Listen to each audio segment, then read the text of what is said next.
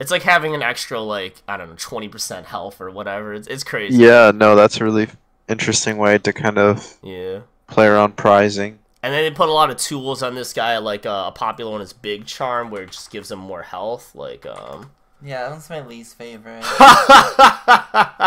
people hate, yeah, 30 more, so he becomes 360.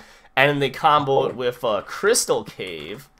It heals 30 once a turn.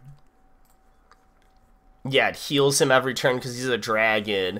And then there's another one they play now is Big Parasol.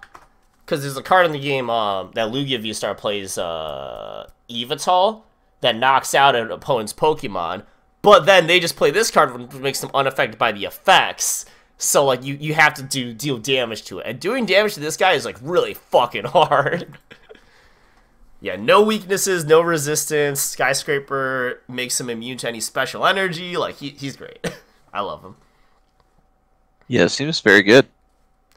He's Definitely good. very tough to take out two of them. He's good once he hits the board. Like the big meme of this deck is like it's the best deck and the worst deck. Times. Yeah, it's definitely one of those decks where you mulligan like 5 times every game your opponent's drawing. But like it's one of those. Okay, Yeah. Stage.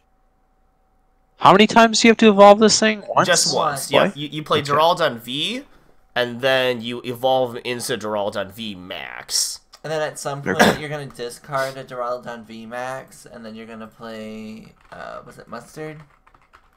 Yeah, so there's a way you can cheat him out. They don't even, yeah, like they'll do one the proper way, but the other one they do is, wow, this is a really bad resolution.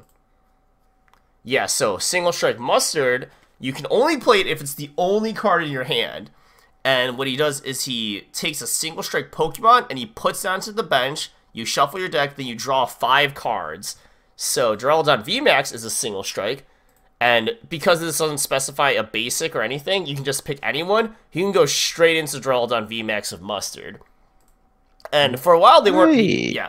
So for a while they weren't even playing this card. But what made this really crazy was when they released Ultra Ball and Arceus, because Ultra Ball in the TCG. Well, here we'll start with Arceus. Arceus V-Star. I hope I'm still showing the... Yeah, I am. Okay. So Arceus V-Star. This one you'll see a lot if you play competitive Pokemon. It's got a V-Star power where you can get any 2 cards from your deck to your hand. And it's actually up to, which helps for the Single Strike thing. And it's a V-Star power, so you can only use 1 V-Star power in a game. So they just play this for their V-Star power. And then what they do is they grab Single Strike Mustard, and then they'll grab Ultra Ball. Because that can discard any 2 cards. So you'll discard, like, the rest of your hand with this, grab whatever, and then if you don't need anything, you just grab nothing with this, because that's how Pokemon works. And then, as the last card, you play Single Strike Mustard, bench a Duraludon, and then you're good to go. So, yeah. It's pretty crazy. And then you draw 5, too. So. Yeah, drawing 5 sounds okay. It's pretty decent, yeah. It's the combination of drawing 5 and getting and cheating out a Duraludon, yeah. Like it's the closest equivalent I can think of is like Yu-Gi-Oh, like playing an instant fusion just to get like a Norden out, right? Like that's what this guy is. Or like it's kind of like when Shaddoll Fusion just cheats out a monster without having the materials in your hand, right? You just do it from the deck and stuff like that, or like Branded Fusion. So Right. kind of like that. Yeah, as far as Yu-Gi-Oh goes, there's a lot of good ones, man. Irby, he's the fastest. Irby's the fast feet, man. Yeah. Do you think Zeus is your absolute favorite one, Austin? Definitely of like newer cards, yeah. What about you, Zeke? Do you have? Well, I'm not because Umbreon VMAX is obviously your favorite. Do you have a favorite Yu-Gi-Oh card? Yeah. Card? Arm Ninja 3. Arm Ninja, yeah. What about you, Austin? Do you have a favorite Pokemon card? Like I remember you played Houndoom back in the day or something. Do you have any ones you have fond memories of? Pokemon? Yeah. Not like specifically the cards, no. Just like my favorite Pokemon, but there's so many to name. Well, because you like Gallade, right? I do. Yeah. Yep. Yeah, I'm a big fan of Like that Wigglytuff. guy. Who's your favorite Pokemon, Zeke? Ekans. Yeah. Snake. Seconds. Yeah. Oh man, favorite Yu-Gi-Oh card. Like, if I had to just list like top 10s, maybe like Downerd, 8 Iron. God. Zombie World goes pretty hard. Have you ever? I can show you that. Yeah, Zombie World goes hard, dude.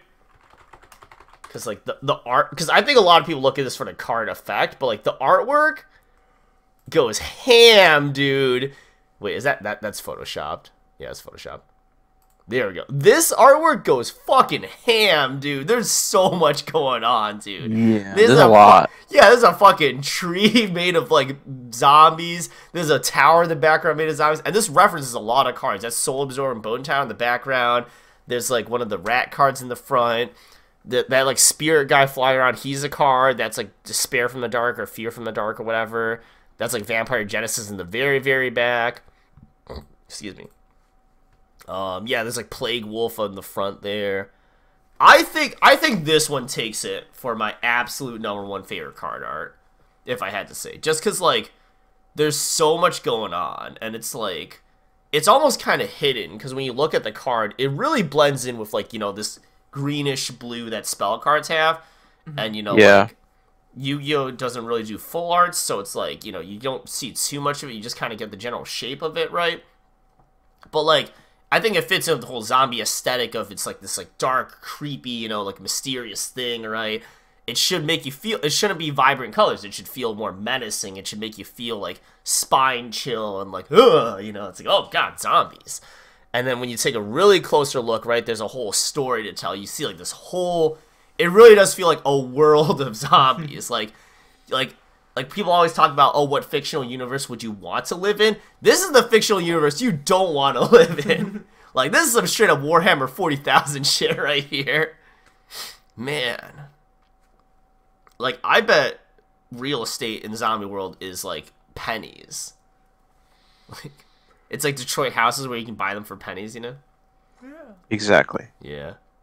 And, like, there's so much going on with all the characters involved and everything, right? Oh, yeah, and then in the top right, you can see Zombra there. I want to know the story behind that little, I don't know if you can see it next to the tree. There's, like, that little house guy. Like, so you see the rat and then the Despair from the Dark guy, and, like, below him and above the rat, there's, like, that little house thing. Okay. I want to know the lore behind that. Who's that guy? You know? When are we getting trivia? Yeah, when are we getting a Yu-Gi-Oh card of that guy? Zombie house. Zombie hut. People talk about that a lot with Ojama Country. Because that one, it has two very important things. For starters, it has a lot of cards that do exist in the game. So you've got Ojama Green, Ojama Black, Ojama Yellow, Ojama Red, Ojama Blue. But then, it's got a lot of cards that don't exist yet. So, first of all, there's a second yellow Ojama, but it's clearly different, right? It's got, like, wings, it's got, like, one eyeball. There's another green one down at the bottom here, but it's clearly not Ojama Green, right? It's got this antenna thing and stuff. And then, yeah, people have looked at Solidarity art where, like, a lot of them are just dead and stuff. So it's like, what happened to them, right? So a lot of fans have dubbed this one in the bottom right Ojama Lime. And people think, like, one day we'll get him. Yeah, there's, like, this little snake guy in the bottom right. There's, like, this big old purple dude in the top. There's this gray dude in the middle. Yeah, there's, like, we got Ojama support. Yeah, there's, like, this little, like, I don't even know, pet creature thing. Yeah, no, the field spells I'm a big fan of, because it kind of really makes you imagine, like, a world, like, it sets the setting of, like, what would the Yu-Gi-Oh world look like, right? Like, it really would just look like Warhammer 40,000, like, everything's just really fucked up. Hidden City's another great one. Yeah. So, Hidden City. Because, again, right, you look at you play this, like, oh, yeah, it's tiny thing, wall of text, right, you just read it. But then, like, if you really look at it, like, it's beautiful. Like, you've got, like, this huge castle with, like, a little spiraling ramp.